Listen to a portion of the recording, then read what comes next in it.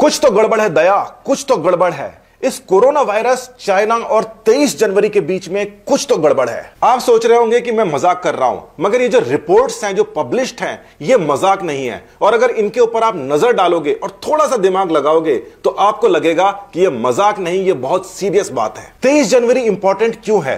दो वजह से इंपॉर्टेंट है। पहली चीज तो यह है कि वुहान शहर को चाइना ने लॉकडाउन कर दिया था बाकी पूरी की पूरी चाइना से। दूसरी जरूरी बात यह है कि 24 जनवरी से चाइना के अंदर छुट्टियां पड़ रही थी, जैसे हमारी दिवाली पर छुट्टियां पड़ती हैं। और इन छुट्टियों के बारे में कहा जाता है कि इस समय चाइनीज लोग 30 अरब यात्राएं करते हैं। मतलब कि सारी की सारी यात्राओं को अगर मिला लिया जाए तो 30 अरब यात्राएं हो जाती हैं। तो आप ये सोच रहे होंगे कि चाइना की गवर्नमेंट ने ठीक उसके पहले लॉकडाउन करके अच्छा किया। अगर आप ऐसा सोच रहे हो तो आपकी सोच को सलाम, क्योंकि यह चाइना की गवर्नमेंट का दिखावा भी हो सकता था दूसरों को बताने का कि देखिए हमारे यहां तो संक्रमण फैल रहा है, हमने इसलिए लॉकडाउन किया है। मगर फिर भी हमने पूरे देश को नहीं किया, केवल हमने एक सिटी को किया है। बाकी जगह तो हमारे बिजनेसेस चालू रहेंगे क्योंकि हमें तो अपनी अर्थव्यवस्था सुधारनी है। ठीक है, मान लेते हैं। मगर 23 जनवरी को ही इटली के अंदर 2 लोग जाते हैं जो पूरी की पूरी इटली के अंदर कोरोना वायरस फैला देते हैं। और इस प्रकार से फैला देते हैं कि इटली की हालत मरने वालों में सबसे ज्यादा बुरी हो जाती है। यह एक संयोग हो सकता है, मैं इससे इनकार नहीं करता,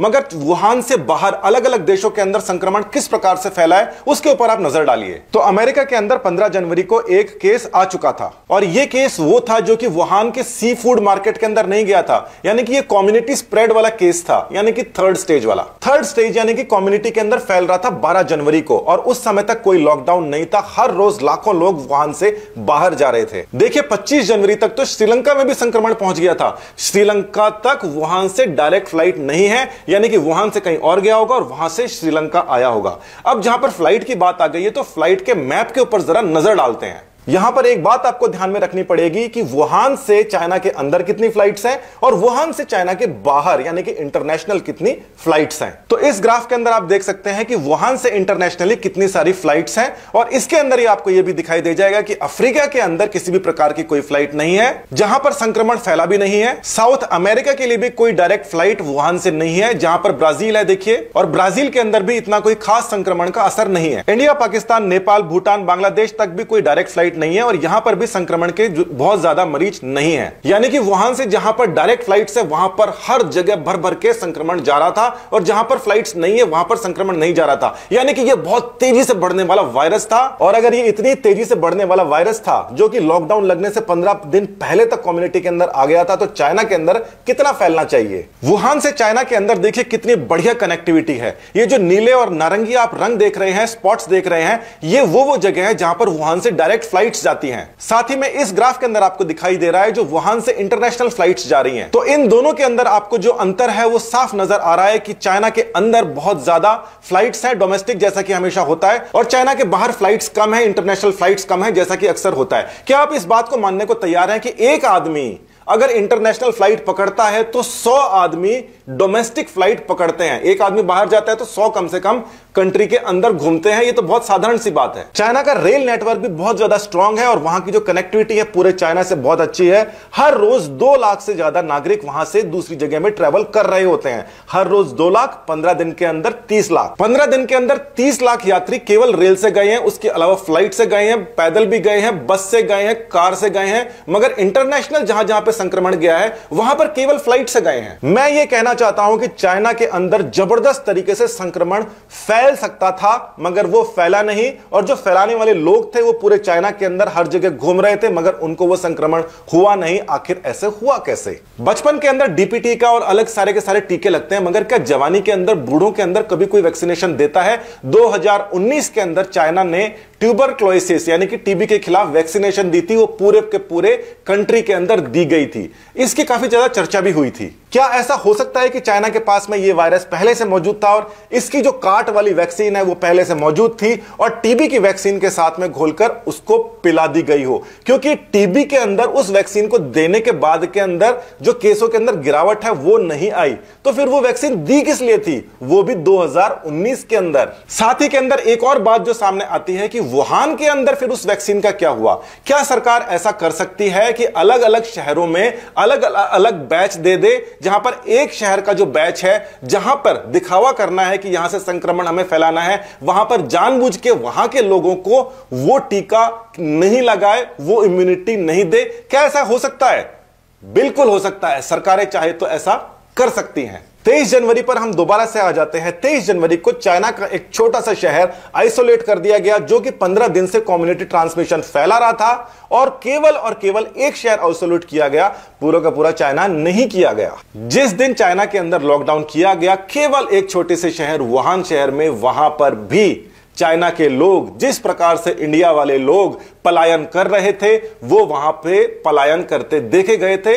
ये रिपोर्ट देखिए, रॉयटर्स की इस रिपोर्ट के अंदर साफ तौर पर लिखा गया है कि ट्रैवलर्स जो हैं वो चाइना का लॉकडाउन को बीट कर रहे हैं, यानी कि उसको पछाड़ रहे हैं, और वो ब्रिज से दूसरी जगह जाते हुए दिखाई दे रहे हैं। लोग तो हर जगह वही होते हैं, जिसको साधन नहीं मिलता वो पैदल चले जाता है, यानी कि संक्रमण फैल रहा था। और जिस हिसाब से इंटरनेशनली संक्रमण फैल रहा था, वुहान के हर दूसरे आदमी को वो संक्रमण था और वो हर दूसरी जगह जा रहा था। और एक इंटरनेशनल फ्लाइट पर 100 लोग डोमेस्टिकेटेड फ्लाइट से जाते हैं, 10,000 लोग ट्रेन से जाते हैं, और 1 लाख लोग कुल मिला के अलग अलग रिसोर्सेज से इंक्लूडिंग ट्रेन एक जगह से दूसरी जगह जाते हैं। यानी कि इस बात की संभावना कि बहुत सारे इंटरनेशनली टूरिस्ट के अंदर से एक संक्रमित मरीज इंटरनेशनल फ्लाइट पकड़ के ले जाए, वो उतनी ही है जितनी 1 लाख लोग विद इन कंट्री फैल जाएं। इसका मतलब किसी भी प्रकार से संक्रमण तो बचाया ही नहीं जा सकता था, मगर एक चीज उनको बचा सकती थी, उनकी वैक्सीन इम्यूनिटी, जो कि 2019 के अंदर ही बाकी सभी जगह दे दी गई हो, वुहान में नहीं दी गई हो। वुहान को इसलिए छोड़ दिया गया हो कि वहां पर हम किसी प्रकार से इसको फैलाएंगे, अलग अलग जगह जाएगा, उनके पास में वैक्सीन होगी नहीं, और हम केवल एक छोटे से शहर को लॉकडाउन करके दिखावा करके बच जाएंगे। ये एजम्पशन है, ये थ्योरी है, ये कोई आरोप नहीं है। ये कोई आरोप नहीं है, मगर फिर भी इतना तो बताओ चाइना वालों कि आपने उसको संक्रमण को रोका कैसे, जहां पे हर कोई इंटरनेशनली जो भी बाहर जा रहा था वो संक्रमित हो रहा था 23 जनवरी के समय में, और अंदर जो जा रहा था वो संक्रमित ही नहीं हो रहा था। ऐसा तो हो ही नहीं सकता। जो वैक्सीन आपने बनाई है, अपने लोगों को दी है, बूढ़ों तक को दी है, वो वैक्सीन का खुलासा करो, पूरे के पूरे विश्व को इस आपदा से बचाओ। अगर यह आपदा तुम्हारे द्वारा जानबूझ के तैयार की हुई नहीं है तो। ये सारी की सारी रिपोर्ट्स उन बहुत सारी हजारों रिपोर्ट्स में से कुछ हैं, जिसका इस समय कई अलग अलग लोग, कई अलग अलग देश अपनी अपनी ब्रांचेस के अंदर स्टडीज कर रहे होंगे, और वो उन सभी संभावनाओं के ऊपर विचार कर रहे होंगे, और दिमाग के अंदर ये उनके सभी के जरूर होगा, कहीं ये बायोलॉजिकल वेपन तो नहीं है, या फिर ये केवल एक एक्सीडेंट तो नहीं है। मगर ये एक्सीडेंट में इतने सारे संयोग कैसे हो गए? जब तक 1 लाख संक्रमित मरीज अंदर अंदर नहीं घूम जाए, तब तक एक आदमी इंटरनेशनल टूरिस्ट बाहर नहीं जा सकता। चाइना में टोटल 1 लाख लोगों को संक्रमण ही नहीं हुआ। एक छोटे से शहर को लॉकडाउन किया गया, जब वो 3rd लेवल भी क्रॉस कर चुका था, उसके बाद भी संक्रमण नहीं होता, और दूसरी जगह पूरा का पूरा विश्व इस समय संक्रमित घूम रहा है। कहीं ऐसा तो नहीं है कि चाइना के अंदर दूसरा वायरस घूम रहा है और चाइना के बाहर इंटरनेशनल फ्लाइट्स के ऊपर दूसरा वायरस घुमा दिया गया, जिसके ऊपर सरकारों की अभी तक नजर नहीं है, जो कि एयरबॉर्न ट्रैवल कर रहा है, जबकि अंदर वाला जो वायरस है वो एयरबॉर्न ट्रैवल नहीं कर रहा। शंघाई के अंदर 5-7 मरीज, क्या बात है यार। जिस समय अमेरिका, कनाडा, सब जगह मरीज पहुंच गए हैं, तो शंघाई के अंदर 6-8 मरीज पहुंचे, ये क्या बात है। हर दूसरा आदमी जो चाइना से बाहर जा रहा है वो संक्रमित होकर जा रहा है, और लाखों लोग 15 जनवरी से लेकर 30 जनवरी 23 जनवरी तक पूरे चाइना के अंदर घूम रहे हैं, उनके अंदर संक्रमण का नामो निशान ही नहीं है। अब आप यह बात बताइए कि वायरस को विदेश यात्रा तो पसंद है, मगर उसको चीन के अंदर जो यात्रा कर रहे हैं उसके द्वारा संक्रमण फैलाना पसंद नहीं है। 2-4 पेशेंट्स जो है वो शंघाई में भी जा रहे हैं, दूसरे शहरों के अंदर भी जा रहे हैं, और 2-4 जो पेशेंट्स हैं वो दूसरी कंट्रीज के अंदर जा रहे हैं। दूसरी कंट्रीज जो है लॉकडाउन करने के बाद भी कंट्रोल नहीं कर पा रही। चाइना ने केवल वुहान को लॉकडाउन किया और वहां पर कंट्रोल हो गया। टीबी की वो वाली वैक्सीन जिसके ऊपर 2019 में चाइना जैसा देश अरबों डॉलर खर्च कर देता है अपने नागरिकों के ऊपर, और उसी वैक्सीन के ऊपर अमेरिका वालों का भी ध्यान है। और वो ये भी कह रहे हैं, कुछ रिपोर्ट्स के अंदर उन्होंने ये भी कहा है कि ये वाली जो वैक्सीन है 10 महीने से पहले अगर किसी को लगी हुई है तो उसके अंदर भी संक्रमण के जो चांसेस हैं वो काफी कम है। क्या ये ड्रामा है? क्या ये मजाक है?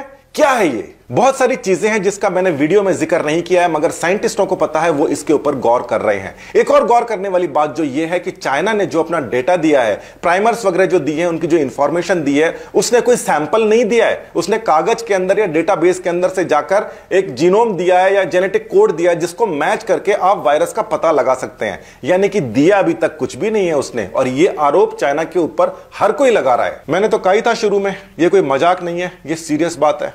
अब आपको भी लग रहा होगा जरूर, सीरियस तो है, मगर कैसे ना कैसे हम इससे बाहर निकलेंगे। और अगर ये बायोलॉजिकल वेपन रहा तो चाइना की खैर नहीं। इंडिया के अंदर बायोलॉजिकल वेपन्स नहीं बनाते, किसी भी प्रकार के कोई लैब नहीं है, मगर जो प्रेजेंट लीडरशिप है हमारी, वो किसी को छोड़ती नहीं है। ध्यान रखना इस बात का। धन्यवाद।